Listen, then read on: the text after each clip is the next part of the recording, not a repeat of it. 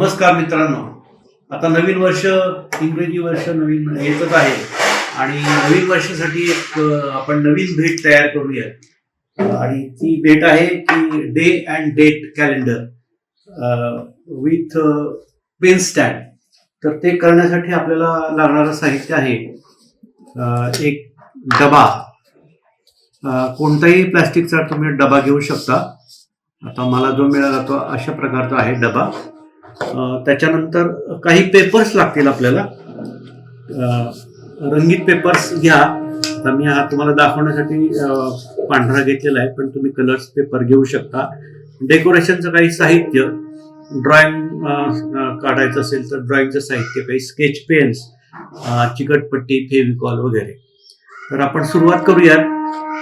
पहिल्यांदा तुम्हाला जो डबा तुमच्याकडे आहे त्या डब्याचा पहिल्यांदा तुम्हाला व्यास म्हणजे डायमीटर काढावं लागेल आणि डायमीटरवरून तुम्ही त्याचा सर्कम्फरन्स म्हणजे परिघ काढावं लागेल. तर डायमीटर तुम्ही या पद्धतीने काढू शकता. त्याचा जे खालचा जो भाग आहे, वरचा भाग लहान असतो, खालचा जो भाग आहे तो मोजून साधारण याचा 8.5 सेंटीमीटर डायमीटर आहे. आणि मग डायमीटरवरून तुम्ही रेडियस, हाफ रेडियस त्याच्या डायमीटरच्या आणि फॉर्म्युला वापरून C=2πr हा फॉर्म्युला वापरून त्याचा तुम्ही सर्कम्फरन्स काढू शकता. आणखीन एक मेथड आहे सर्कम्फरन्स काढायची डब्याची. या तुम्ही एक दोरा घ्यायचा आणि तो दोरा असा इथे लावायचा, असं पकडायचा आणि असं सरळ लावायचा इथे. आणि हा दोरा इथे एकमेकांना जिथे मिळतो तिथं पकडून ठेवायचं आणि या पट्टीच्या साहाय्यानं दोऱ्याची किती लांबी आली ते मोजायची. आता इथे बघा 29 सेंटीमीटर आलेली आहे लांबी. म्हणजे या डब्याचा जो सर्कम्फरन्स झाला तो आहे 29 सेंटीमीटर. आता आपला एक झालं. आता दुसरं आपल्याला याची उंची मोजायची आहे.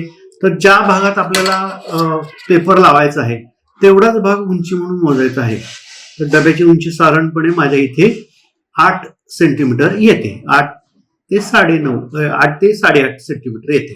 तर याप्रमाणे आपल्याला एक पेपर कट करून घ्यायचा की ज्याचा सर्कम्फरन्स, आता इथे पेपर जो घेणार आहे त्याची लांबी जी असेल that will be a circumference आणि उंची जी असेल ती डब्याची जी उंची आहे ती आपण जी मोजली आहे ती. तर इथे हा 29 सेंटीमीटर लांबी आली आणि 8 सेंटीमीटर याची उंची आली. ओके. आता अशा प्रकारचे आपल्याला 2 रंगीत कागद, तुम्हाला ज्या रंग आवडेल किंवा तुम्हाला ज्या प्रकारे डेकोरेशन करायचं त्याप्रमाणे तुम्ही कलर चॉईस करा. आता हे तयार झाल्यानंतर त्याच आकाराचा आपल्याला आता एक असे 2 पेपर आपण कट केले, त्याच्यावर एक आपल्याला अशा प्रकारचे आकडे लिहून घ्यायचे आहेत. आता हे जरा बारकाईनं बघा. याच्यामध्ये 1 2 3 4 5 6 7 8 9 10 11 12 13 ह्या ओळी आहेत आणि उभ्या किती आहेत? 1 2 3 4 5 आहेत. आणि इथे आकडे लिहिताना एक गंमत आहे बघा. 1 8 15 22 आणि 29 हे जे आहेत हे रिपीट झालेले नाही आहेत, हे एकदाच आहेत.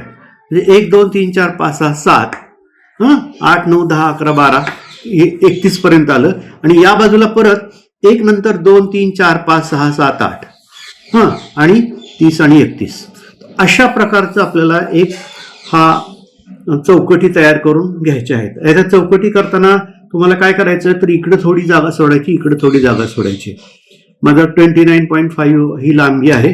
थोडीशी डब्याची जी आपण हे काढली ना, डब्याचं सर्कम्फरन्स काढलं ना, त्याच्यापेक्षा थोडासा 1 सेंटीमीटर, अर्धा ते 1 सेंटीमीटर जास्त घ्या. आपल्याला चिटकवण्यासाठी थोडं मार्जिन लागतं म्हणून. ठीक आहे. तर हे झाले 29.5. मग तुम्ही तुमच्या डब्याच्या मेजरमेंट प्रमाणे या चौकटी तयार करा. मी ही लांबी याची जी आहे या चौकटीची, एका चौकटीची ती 1.5 सेंटीमीटर घेतली आणि उंची जी आहे ती 1.1 सेंटीमीटर घेतलेली आहे. पण तुम्ही हे कॅल्क्युलेशन तुम्हाला स्वतःला करावं लागेल तुमच्या डब्याच्या आकारमानाप्रमाणे. आता दुसरा जो याच आकाराचा पेपर जो घेतला तो पेपर याच्यावर ठेवायचा आहे, असा एक्झॅक्टली ठेवायचा. आणि हे जे 7 1 2 3 4 5 6 7 7 आकाराची एक चौकट त्याच्यावर काढून घ्यायची आहे आणि ती कट करायची अशी मधून ब्लेडनी कट करायची आणि वरच्या बाजूला इथे आपल्याला संडे टू सॅटर्डे हे वार इथे लिहायचे आहेत आपल्याला. ठीक आहे, हे असे 2 पेपर आपल्याला तयार करायचे आहेत. आता हे पेपर तयार झाल्यानंतर हा जो पेपर आहे खालचा पेपर, हा पेपर आपल्याला याच्यावर चिटकवायचा आहे. हा चिटकवायचा कसा, तर तुम्ही फेविकॉलने चिटकवू शकता. शक्यतो हा फेविकॉलने चिटकवा.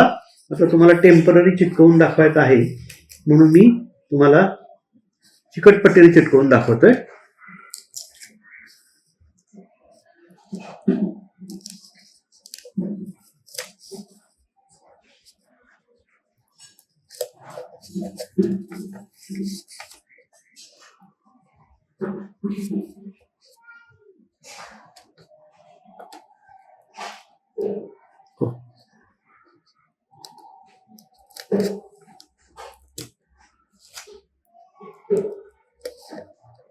हा चिकटला, ही आतली बाजू झाली.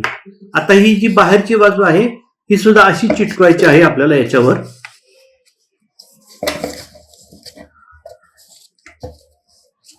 ही सुद्धा तुम्ही चिकटपट्टीने, आता मी तुम्हाला चिकटपट्टीने चिटकवून दाखवतोय, पण फेविकॉलने चिटकवा. पण काळजी घ्यायची फेविकॉलने चिटकवताना की खालचा जो कागद आहे त्या कागदाला चिकटपट्टी फेविकॉल चिकटता कामा नये, नाहीतर या पट्ट्या एकमेकाला, वरची आणि खालची पट्टी एकमेकावर फिरली गेली पाहिजे.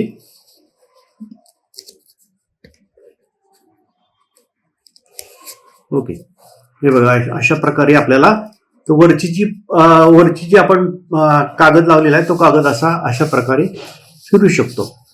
आणि मग याला तुम्ही छान डेकोरेशन करा. डेकोरेशन केल्यानंतर तुमचा जो डबा आहे, आता मी माझ्या परीने डेकोरेशन केलेला आहे, तो असा दिसेल. ओके, आता हा जो डबा आहे याच्यामध्ये आपण डेट्स कशा लावायच्या, आणि हे कॅलेंडर आहे ना, आपण कितीही वर्ष वापरू शकतो, कारण काय ह्याच्यात फक्त डे आणि डेटच आहे. आता फॉर एक्झाम्पल आपला जो व्हिडिओ रिलीज होणार आहे तो आपल्याला 29 ला होणार आहे, बरोबर आहे. तर आपण 29 तारीख काढूयात. 29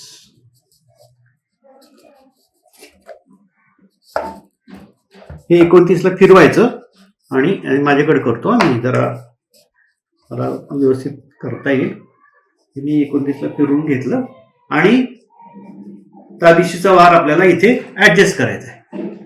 पुढच्या महिन्यात काय करायचं, तर हे परत फिरवायचं आणि आपल्याला हवा तसा हा वार ऍडजस्ट करता येतो आहे. तर अशा प्रकारे आपल्याला एक छानसं कॅलेंडर तयार करता येईल डे अँड डेटचं. मागची जी कोरी बाजू राहिलेली आहे, या कोऱ्या बाजूला तुम्हाला जर गिफ्ट द्यायचं असेल तर कोणाला गिफ्ट द्यायचं त्याचं नाव लिहू शकता, किंवा तुम्हाला स्वतःला काय लिहायचं असेल एखादं चित्र चिटकवू शकता, टीचरना किंवा तुमच्या फ्रेंड्सना गिफ्ट देऊ शकता नवीन वर्षासाठी. आणि अशा प्रकारे छान असं तुम्ही तुमचं डे अँड डेट कॅलेंडर करू शकता.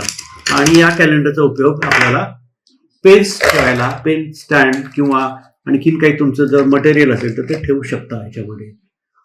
तर तुम्हाला आजचा हा व्हिडिओ आवडला असेल तर लाईक करा, शेअर करा, सबस्क्राईब करा आणि तुम्हाला पुन्हा एकदा नवीन वर्षाच्या खूप खूप शुभेच्छा. धन्यवाद.